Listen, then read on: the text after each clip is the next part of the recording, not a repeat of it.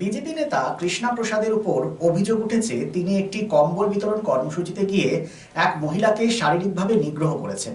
এই ঘটনাকে কেন্দ্র করে চাঞ্চল্য ছড়িয়ে পড়ে স্থানীয় মহলে এবং পরবর্তী পর্যায়ে আদিবাসী সমাজের মহিলা এবং তার বেশ কয়েকজন স্থানীয়রা কৃষ্ণা প্রসাদের নামে অভিযোগ দায়ের করেন আসানসোল উত্তর থানায়। এক্ষেত্রে আদিবাসী সংগঠন তথা মহিলা যারা প্রতিবেশী রয়েছেন তাদের অভিযোগ, এফআইআর করা সত্ত্বেও কিন্তু এখনো কৃষ্ণা প্রসাদকে গ্রেপ্তার করা হয়নি। মূলত কৃষ্ণা প্রসাদের গ্রেপ্তারের দাবিতে মিছিল সংগঠিত করে এবং স্মারকলিপি জমা দেন আসানসোল উত্তর থানায়।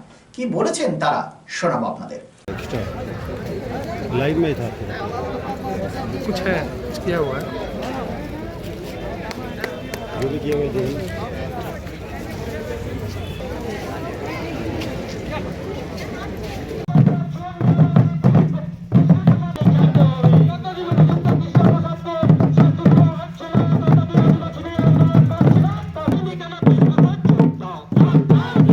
বিজেপি নেতা কৃষ্ণ প্রসাদকে অবিলম্বে গ্রেপ্তার করতে হবে। যদি না প্রিয় মহিলা বা প্রিয় আদিবাসী সমাজ বিজেপি নেতা কৃষ্ণ প্রসাদকে অবিলম্বে গ্রেপ্তার করতে হবে।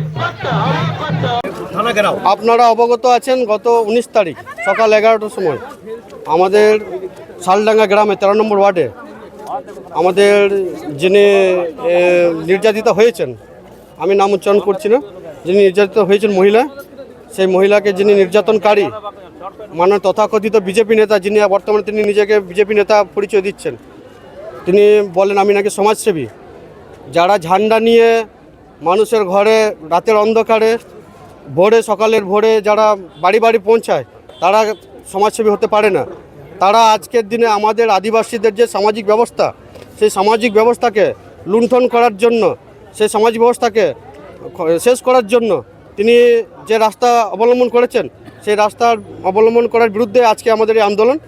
এবং তার সঙ্গে যে মহিলার উপর নির্যাতন, যাতে সেই নির্যাতন তিনি এফআইআর করেছেন, সেই এফআইআর যাতে ন্যায় বিচার পায়, তার পক্ষে আমরা এই আন্দোলন আমরা করছি আজকে। নাম কার আছে, মূলত নাম কার দিয়েছেন? নাম আমরা এই মুহূর্তে বলতে পারছি না, ওটা প্রশাসনের যেহেতু তদন্তর আওতায় আছে, আমরা আপনাদের মিডিয়ার সামনে বলতে পারছি না, ওটা বড়বাবু আপনাদেরকে জানিয়ে দেবেন। রাজনৈতিক দলের সঙ্গে যুক্ত আছে তারা? না, অবশ্যই আমাদের কাছে যেটা ভিডিও, যেটা সবুত আমরা পেয়েছি, যেটা ওখানকার আমাদের মাঝি বাবা যারা সাক্ষী দিয়েছেন, তারা জানিয়েছেন যে এটা বিজেপি নেতা কৃষ্ণা প্রসাদই করিয়েছেন। তারই অঙ্গুলি হেলনে, তারই দুষ্কৃতীরা এই হামলাটা চালিয়েছিলেন। আপনারা কি মূলত কৃষ্ণা প্রসাদের নামে অভিযোগ করতে এসেছেন? কৃষ্ণা প্রসাদের অলরেডি এফআইআর হয়ে আছে। এফআইআর যতগুলো মহিলা এফআইআর করেছেন, যতগুলো এফআইআর হয়ে আছে ততগুলোকে অ্যারেস্ট করতে হবে।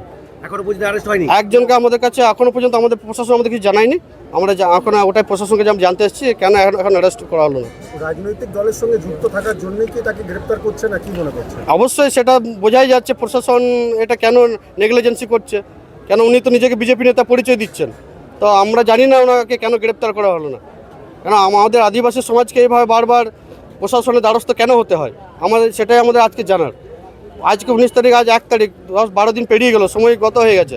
এফআইআর করা সত্ত্বেও কেন পুলিশ তাকে গ্রেপ্তার করছে না? কি এমন পিছনে কারণ কাজ করছে যে তাকে গ্রেপ্তার করা যাচ্ছে না? আমি তো ওকে ডেলি ফেসবুকে দেখছি, সোশ্যাল মিডিয়ার মাধ্যমে দেখছি কোথাও না কোথাও ঘুরে বেড়াচ্ছে। তো আমরা সেটাই আজকে প্রশাসনকে জানতে চাই, তাকে এখনও গ্রেপ্তার করা হলো না কেন? ঘটনাটা কোন জায়গায় হয়েছে? 13 নম্বর ওয়ার্ড, শালডাঙ্গা আদিবাসী গ্রামে। আপনার নাম? আমার নাম শ্যাম সোরেন।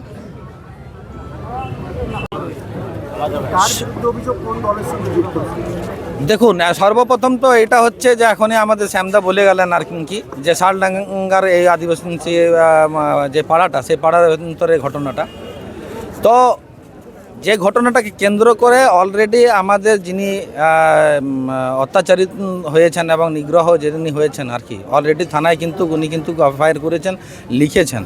আমাদের আজকে মূলত দাবি যেটা, সেটা হচ্ছে যে যারা যারা এই মানে দুষ্কর্মের সঙ্গে যুক্ত ছিল তাদেরকে এখন পর্যন্ত অ্যারেস্ট কেন করা হলো না, সেইটাই আমাদের প্রটেস্ট। এবং আমরা বড়বাবুর সঙ্গে আজকে এটা নিয়ে আলোচনা করব, এটা নিয়ে ঠিক করব যে কেন হলো না, এবং তথা যত শীঘ্রই যদি ওনার অ্যারেস্ট যদি না হয়, তাহলে আমরা কিন্তু জেলা জুড়ে আমরা কিন্তু আন্দোলনে নামবো, এটাই আমাদের বার্তা।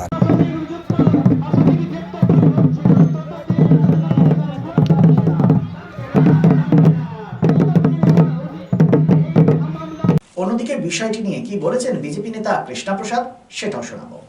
चोर का सरकार है, इनको डर है, भारतीय जनता पार्टी से डर है। कृष्णा प्रसाद इनका पोल खोल दिया, 25,000 घरों में गए। बार बार मैं बोल रहा हूँ कि अगर आज भूकंप आ जाए, ईश्वर ना करे, तो 8, 10, 7 लाख 8 लाख लोग मर जाएंगे। घर के जर्जर अवस्था है, ना पानी है, ना जल है, ना नल है, ना रास्ता है। ऐसे ऐसा गांव में बिजली तक नहीं पहुंचा, ऐसे ऐसे गांव है। तो इसी को लेकर मैं कंबल वितरण करने गया था। कंबल के माध्यम से, जैसे आज इनका तकलीफ है, ये करने का बुरा है, ये डिमांड कर रहे हैं इनका घर 11 दुकान बचे, बुरा है। तो हमने तो सेवा काम करने गया था। तो टीएमसी को डर हो गया। माननीय मौलाई घटक इस षड्यंत्र रच करके साजिश के तहत एफआईआर किया है। एक रायपाड़ा का भाई अरेस्ट हुआ है, 3 लोग हैं, मेरा नाम है और आदर्श दिया हुआ। इसका प्रतिवाद वो तो सबको, माझी बंधु समाज को मैं आह्वान करता हूँ कि मैं सेवा कार्य करने गया था, 33 साल हो गया मैं सेवा मूलक कार्य किया। उनको डर हो गया, तो इसीलिए सबको बस भेज रहे हैं कि ये थाना घेराव किया जाए और हमारे गिरफ्तारी का वो लोग मांग करवा रहे हैं। ये टीएमसी करवा रही है। वो भोला आदमी है। आज आदिवासी लोग भोला इंसान है, उनको भ्रमित करके हमारे खिलाफ को खड़ा किया जा रहा है। तो जनता जनार्दन जानती है कि क्या होने वाला है। फिर से बोले मौलाई घटक का घर घेरेंगे, सीपी ऑफिस घेराव होगा, इनको छोड़ेंगे थोड़ी, इनका सब कुछ करेंगे। वेट करिए, ये घेराव करेंगे हम लोग। আসানসোল শিল্পাঞ্চলে sanitary fittings, sanitary pipe, taps, water heater এবং আরো অন্যান্য হোম অ্যাপ্লায়েন্সেসের একটি বিশ্বস্ত দুটি নাম আশিস স্যানিটারি এন্টারপ্রাইজ এবং আশিস বাথ গ্যালাক্সি। আধুনিক শীততাপ নিয়ন্ত্রিত শোরুমে আপনি পাবেন পেরিওয়ার, জাগুয়ার, ফিলোনেক্স এবং রোকার মতো বিশ্বমানের কোম্পানির bath fittings, pipe, water heater, taps and many more. So come and enjoy our services at your doorstep. Asis Sanitary Enterprise, opposite Loco Ground, GT Road, Asansol. Phone number 94343-12083 and 973-414-8383. And our another showroom, Asis Bath Galaxy, a house of exclusive sanitary ware bath fittings. Aparna Apartment, MN Shah Road, Hutton Road, Asansol 1. Phone number 876-888-2406 and 973-414-8383. শহর আসানসোলের Mohishila colony কার্যত একটি আধুনিক উপনগরী। আবাসন শিল্পের চাহিদা মেটাতে classic রিয়েলটরস আরও একটি প্রকল্প, তপতি এনক্লেভ G+5। তপতি এনক্লেভে আপনি পাবেন 3 BHK ও 2 BHK এর আধুনিক রুচিসম্মত মডের মতো ফ্ল্যাট। বিশাল কম্পাউন্ডে রয়েছে গার্ডেনিং থেকে শুরু করে parking plaza, 24x7 lift, electric, water service and many more.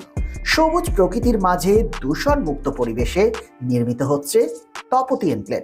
Tapati enclave, Shimultala, beside wax museum, 1 number Mahishila colony, Asansol. For more details contact 8391909997 and 9735120 312.